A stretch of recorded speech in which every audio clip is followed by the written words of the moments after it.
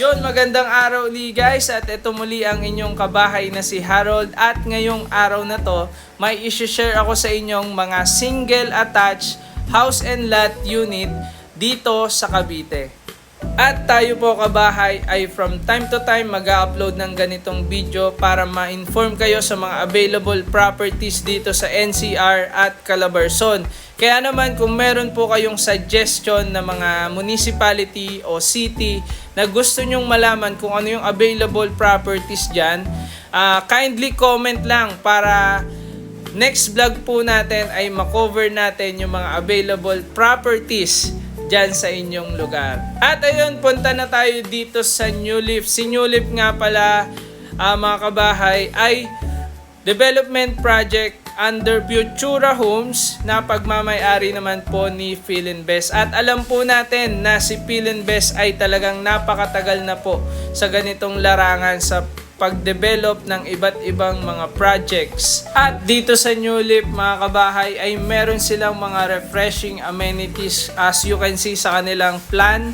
So meron silang pavilion, yung inyong clubhouse, tapos meron silang itatayong swimming pool, meron din kayong basketball court, at meron ding play area para sa inyong mga anak. At isa pang makikita nyo dito, kung mapapansin nyo, meron silang malawak na area wherein pwede kayong mag-jogging, pwede kayong maglakad-lakad, pwedeng maglaro o mag-bike ang inyong mga anak. So meron silang amenities na ganyan dito sa New Leaf. At ito guys, yung mga actual unit nila na ito-turn over sa inyo kapag kayo po ay kumuha sa kanila ng unit. As you can see, yan po yung ating Diana model. So 2-story po siya na unit at meron pong malawak na area, may provision po sa car parking, at meron pa kayong area na ma-maximize nyo po.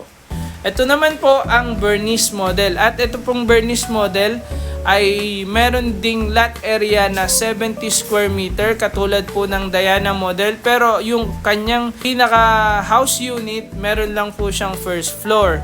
Ngayon, papakita po natin yung pinaka specs ng Diana at Bernice unit. So kung mapapansin nyo guys, sa ating floor plan, so sa bandang upper right, so meron po kayong provision para sa parking. So malawak po ang lote ng Diana at Bernice model. So hindi po yan sagad na sagad yung pinaka-unit sa lote. Kaya kung may sasakyan kayo guys, ay wala kayong problema dahil merong provision for parking para sa inyong mga sasakyan. At kung kayo ay magkakasasakyan in the future, so hindi nyo na siya po problemahin. So ito po, ang Diana ay single attached modern minimalist design. So meron siyang floor area na 37 square meters, yung floor area sa baba at sa taas. Tapos meron naman siya minimum lot size na 70 square meters. So bakit minimum lot size? So yung mga inner unit kasi nasa around 70 square meters yung kanyang lot. Pero kapag end unit at corner unit, mas malaki po siya sa 70 square meters. So, pero as of now po ay wala pong available pa na corner lot at end unit, na sold out na po yon. Pero if ever naman po na magkaroon, pwede po kayong magpaabang at pwede po kayong mag-inquire para if ever na may mag-reopen na corner unit at end unit ay message po namin kayo agad. So meron po siyang provision for 2 bedroom, yung Diana unit, may living room, merong dining room, may kitchen, at may provision sa car parking. Next guys, ito naman yung Bernice unit. So ito po ay kung mapapansin nyo, ang minimum lot area niya din po ay 70 square meters din. So katulad lang po ito ng Diana unit. So ganun din siya, single attached, modern minimalist ang kanyang design. So meron po siyang floor area na 27 square meters lang. Mas maliit po itong compare kay Diana.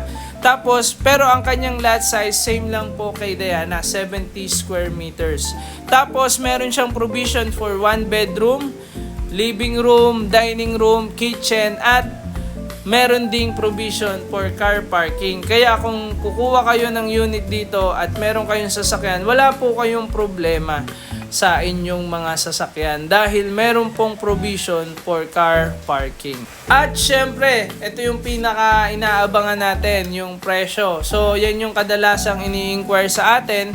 So, sa Diana unit po at Bernice unit, bank financing po ang available na financing option. So, ang TCP po ng Diana unit ay 2,346,000. Ang total down payment po na required ay 228,833.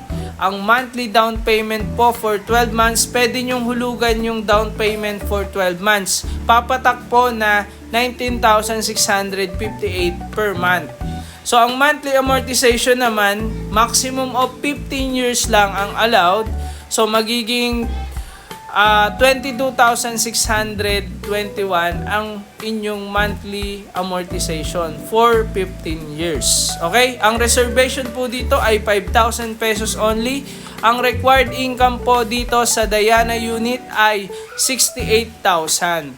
So, kung kayo po ay pasok sa, yung income nyo po ay 68,000, pwede po kayong kumuha ng Diana unit. So, kung medyo kapos naman po sa 68,000 at able naman makapagbayad, pwede po kayong mag-co-borrower, pero kailangan po ay kamag-anak po ang i-co-borrower nyo kapag bank financing.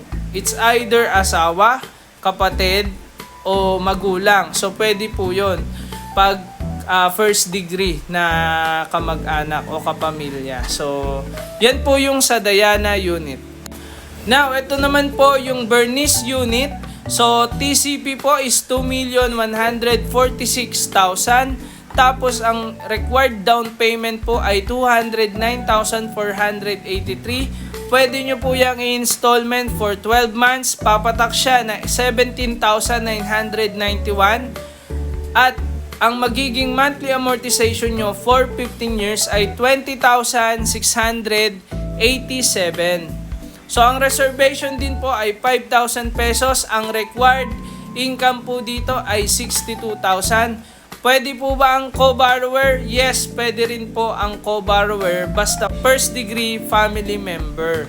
So, ayan po yung ating Bernice at Diana model. At mga kabahay, abangan nyo po yung ating virtual house viewing dito sa Diana model at Bernice model na i-upload natin within this week.